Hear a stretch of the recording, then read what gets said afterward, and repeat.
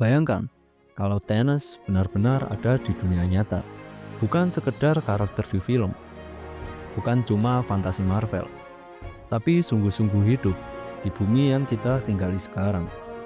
Dengan kekuatan dan niatnya, apakah ia akan menjadi penyelamat umat manusia? Atau justru bencana terbesar yang pernah ada? Thanos dikenal sebagai penjahat utama di Marvel Cinematic Universe. Tapi uniknya, motivasinya bukan sekedar haus kekuasaan. Dia percaya populasi alam semesta terlalu banyak, sumber daya terbatas, dan satu-satunya cara menyelamatkan dunia adalah dengan menyingkirkan setengah dari semua makhluk hidup.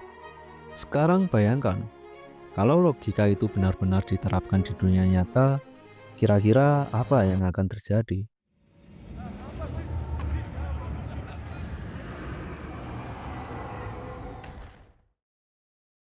Di dunia nyata, pemikiran Thanos bisa dikaitkan dengan gagasan seorang filsuf ekonomi klasik, Thomas Malthus, yaitu Malthusian teori. Pada abad ke-18, Malthus berpendapat bahwa populasi manusia cenderung bertambah jauh lebih cepat dibanding ketersediaan pangan. Jika tidak dikendalikan, kelaparan, perang, dan penyakit akan menjadi cara alam menyeimbangkan populasi. Thanos dengan cara yang ekstrim seakan mewujudkan teori itu, mengurangi separuh populasi secara instan demi mencegah krisis sumber daya. Tapi, apakah benar solusi itu akan membawa keseimbangan? Bayangkan dunia kita sekarang, 8 miliar manusia. Jika separuhnya lenyap besok, itu berarti 4 miliar orang hilang begitu saja. Bukan hanya angka, tapi keluarga, teman, pemimpin, ilmuwan, seniman, semua bisa hilang tanpa pandang bulu. Sekilas ketersediaan sumber daya mungkin meningkat. Ada lebih banyak makanan, air, dan energi untuk sisanya.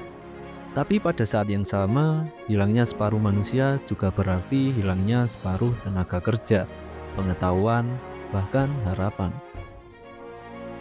Ekonomi bisa runtuh, struktur sosial hancur, dan dunia akan dipenuhi trauma mendalam. Seorang filsuf Friedrich Nietzsche pernah berkata bahwa manusia yang mengejar kebaikan absolut dengan cara mengabaikan moral justru berpotensi menjadi monster. Dalam konteks ini, Thanos mungkin merasa dirinya penyelamat, tapi bagi dunia nyata, ia bisa jadi adalah kehancuran yang disemarkan sebagai solusi. Life, the other half of thrive. But you've shown me that's impossible. Kalau kita pikir-pikir, Thanos yang mengusung ide klasik dari Malthusian teori bahwa populasi manusia akan terus bertumbuh jauh lebih cepat dibandingkan ketersediaan sumber daya. Ketidakseimbangan ini akan melahirkan kelaparan, perang, dan penderitaan. Dalam logika Thanos, mengurangi populasi berarti mencegah bencana di masa depan. Kedengarannya ada benarnya.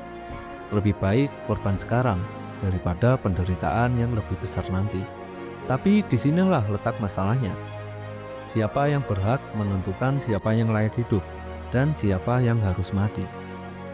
Sejarah manusia pernah mencatat ide serupa ketika rezim tertentu merasa berhak membersihkan dunia demi alasan politik, ras, atau ideologi. Hasilnya bukan keseimbangan, melainkan tragedi kemanusiaan yang tak terbayangkan. Secara ilmiah, argumen Thanos bisa juga diperdebatkan.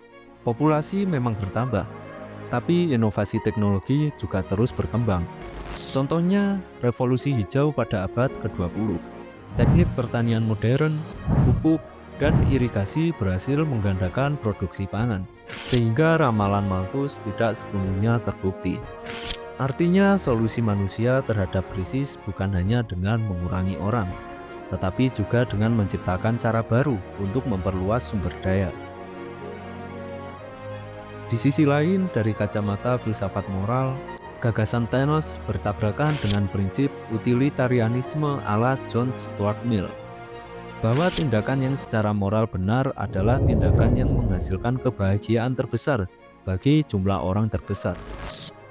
Menghapus separuh umat manusia mungkin menyelesaikan masalah jangka pendek, tapi apakah itu benar-benar menciptakan kebahagiaan atau justru luka kolektif yang jauh lebih dalam?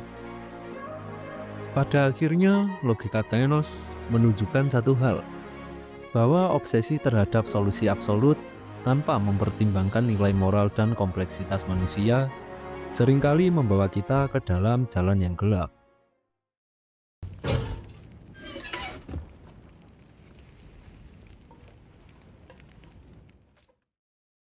Kalau Thanos hidup di dunia nyata, tindakannya bisa dibaca lewat dua kacamata filsafat besar. Pertama, utilitarianisme. Menurut aliran ini, yang terpenting adalah hasil akhir. Jika separuh populasi musnah, tetapi separuh lainnya bisa hidup lebih sejahtera dengan sumber daya berlimpah, maka secara logika utilitarian, tindakannya bisa dianggap benar. Prinsipnya sederhana, pengorbanan sebagian demi kebahagiaan yang lebih besar bagi sisanya. Namun ada sisi lain yang sama kuatnya, yaitu deontologi, yang dipelopori Immanuel Kant. Kant berpendapat, ada aturan moral universal yang berlaku mutlak, apapun hasil akhirnya. Membunuh orang tak bersalah tetaplah salah, meskipun tujuannya diklaim demi kebaikan. Dalam kacamata Kantian, Thanos adalah sosok yang gagal menghormati martabat manusia sebagai tujuan pada dirinya sendiri, bukan sekedar alat demi keseimbangan semesta. Pertanyaan besarnya, apakah tujuan mulia bisa membenarkan cara brutal? Sejarah dunia memberi banyak pelajaran, dari perang, revolusi, hingga eksperimen sosial besar-besaran. Selalu ada pemimpin atau rezim yang merasa tindakannya demi kebaikan bersama. Namun yang tersisa biasanya bukan hanya kemajuan, melainkan juga penderitaan, luka batin, dan pertanyaan moral yang tak pernah selesai dijawab.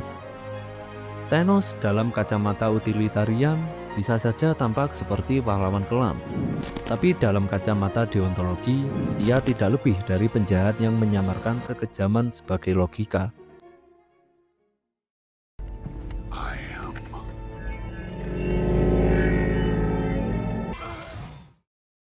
Dalam psikologi, ada istilah yang disebut hubris syndrome.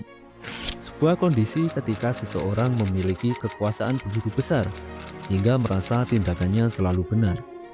Mereka tidak lagi bisa dibantah, tidak mau dikritik, dan percaya bahwa keputusan mereka adalah kebenaran mutlak. Thanos mungkin melihat dirinya sebagai seorang dokter yang sedang mengobati alam semesta. Baginya, populasi berlebihan adalah penyakit, dan menghapus setengah makhluk hidup adalah obat pahit yang harus diminum. Masalahnya, apa yang terjadi jika dokternya salah diagnosis? Sekali saja ia keliru, bukan hanya satu pasien yang menderita, tetapi seluruh dunia bisa hancur. Sejarah manusia sudah berkali-kali menunjukkan betapa berbahayanya kekuasaan absolut. Dari Kaisar Romawi, diktator abad ke-20, hingga pemimpin modern yang tak tersentuh hukum. Semuanya rentan jatuh ke dalam jebakan yang sama. Merasa diri mereka lebih tahu daripada orang lain, bahkan lebih tahu daripada hukum alam itu sendiri. Psikolog Lord David Owen yang pertama kali mempopulerkan konsep hubris syndrome mengatakan bahwa pemimpin dengan kondisi ini cenderung mengambil keputusan beresiko tinggi tanpa memperhitungkan konsekuensi jangka panjang. Jika Thanos benar-benar ada di dunia nyata, ia mungkin adalah manifestasi ekstrim dari sindrom ini. Seseorang yang terlalu yakin dengan visinya, hingga tak lagi peduli pada penderitaan manusia, di balik angan-angan keseimbangan. Pertanyaan pentingnya, apakah kita benar-benar ingin menyelamatkan dunia dengan menyerahkan pada satu orang yang tak bisa dikoreksi?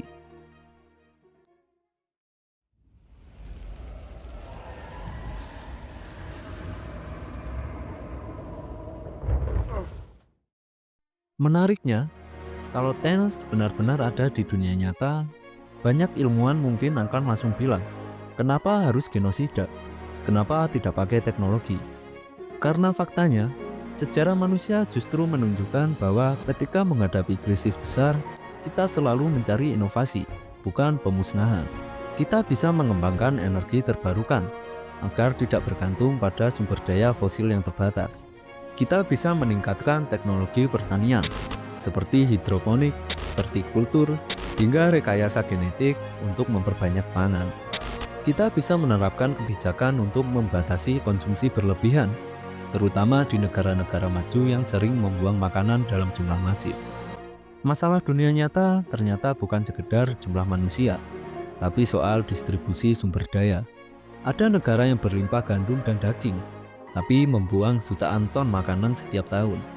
Sementara di belahan dunia lain, anak-anak masih mati kelaparan karena tak bisa mendapat satu mangkuk nasi. Jadi mungkin Thanos salah sasaran. Bukan jumlah orang yang menjadi masalah, melainkan cara kita mengelola bumi dan membagi hasilnya. Dalam filsafat modern, gagasan ini lebih dekat dengan teori keadilan John Rawls yang menekankan bahwa masyarakat yang adil bukanlah yang mengurangi jumlah anggotanya, tetapi yang mampu memastikan semua orang mendapat kesempatan hidup yang layak. Artinya, kalau Thanos benar-benar ingin menyelamatkan dunia, ia tidak perlu Infinity Stone. Yang ia butuhkan hanyalah kesediaan untuk memperbaiki sistem, bukan menghancurkan manusia.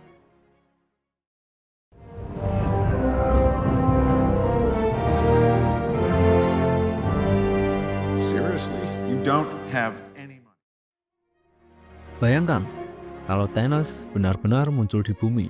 Dalam satu jentikan, setengah manusia hilang seketika. Kota-kota besar mendadak sunyi. Jalanan penuh mobil yang ditinggalkan begitu saja karena sopirnya lenyap tanpa jejak. Transportasi massal berhenti total. Bus tak lagi beroperasi. Kereta terhenti di tengah jalur. Dan pesawat jatuh dari langit karena pilotnya menghilang di tengah penerbangan. Rumah sakit berubah jadi lautan kepanikan. Separuh dokter dan perawat hilang. Sementara pasien sekarat tanpa ada yang menolong. Pemerintahan lumpuh karena siapa yang dijamin presiden, perdana menteri, atau para menteri tidak ikut lenyap.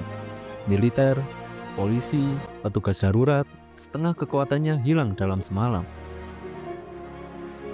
Di level paling pribadi, tragedinya jauh lebih dalam. Anak-anak menangis karena tiba-tiba kehilangan orang tua. Pasangan hidup mendapati separuh ranjangnya kosong, tanpa jawaban dan tanpa alasan. Orang-orang yang tersisa tidak hanya menghadapi krisis fisik, tetapi juga trauma psikologis yang nyaris tak bisa dipulihkan. Sekilas kedengarannya seperti solusi cepat. Populasi berkurang, sumber daya lebih banyak. Tapi faktanya, dunia akan jatuh ke dalam kekacauan besar. Ekonomi ambruk, infrastruktur hancur, dan jaringan sosial tercerai-berai. Bukannya damai, justru peradaban bisa runtuh hanya dalam hitungan hari. Filsuf Jean-Jacques Rousseau pernah mengatakan, peradaban manusia bertumpu pada kontrak sosial, kesepakatan tak terlihat antara individu untuk bekerja sama demi kebaikan bersama. Jika separuh manusia lenyap begitu saja, kontrak sosial itu akan robek, dan yang tersisa hanyalah ketidakpastian, ketakutan, dan kekacauan. Pertanyaan akhirnya, apakah benar mengurangi jumlah manusia membawa harmoni? Atau justru harmoni itu lahir dari kemampuan manusia bertahan, beradaptasi, dan menemukan solusi bersama? And it was beautiful. Titan was like most planets. Too many mouths, not enough to go around. Thanos mungkin merasa dirinya pahlawan, tapi bukankah hampir semua diktator dalam sejarah juga merasa demikian? Mereka yakin sedang menyelamatkan dunia dengan visinya sendiri. Namun yang mereka tinggalkan bukanlah kedamaian, melainkan penderitaan baru, luka baru, dan sejarah kelam yang sulit dilupakan.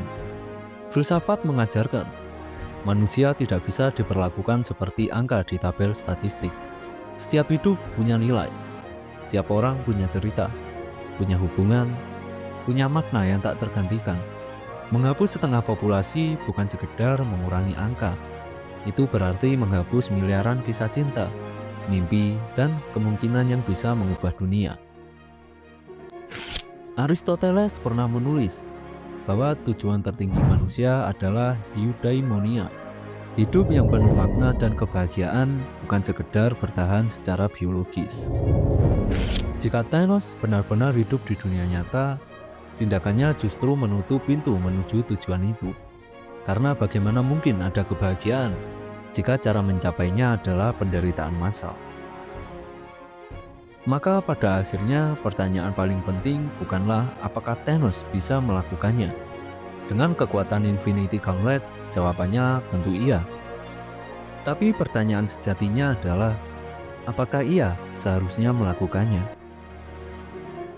Dan disitulah kita diingatkan, kekuatan terbesar manusia bukanlah kemampuan untuk memusnahkan, melainkan kemampuan untuk merawat, beradaptasi, dan mencari jalan keluar tanpa kehilangan kemanusiaan kita sendiri.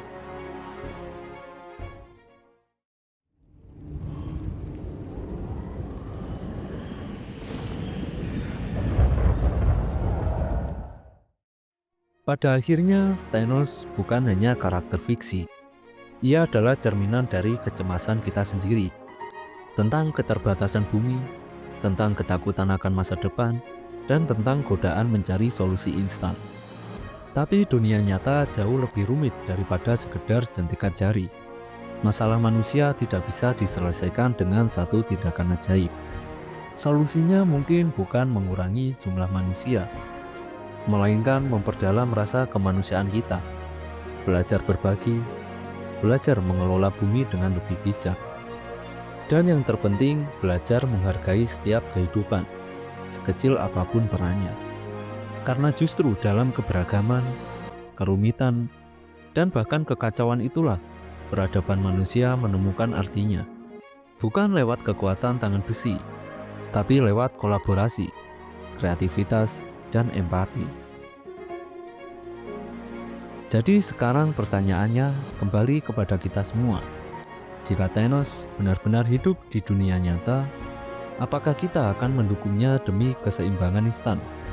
Ataukah kita akan menentangnya, meski itu berarti menghadapi segala konsekuensi dari populasi yang terus bertambah? Pada akhirnya bukan Thanos yang menentukan masa depan kita. Kitalah yang menentukan, lewat pilihan, tindakan, dan nilai yang kita pegang.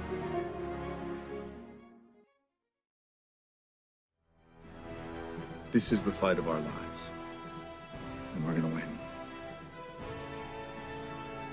Whatever it takes.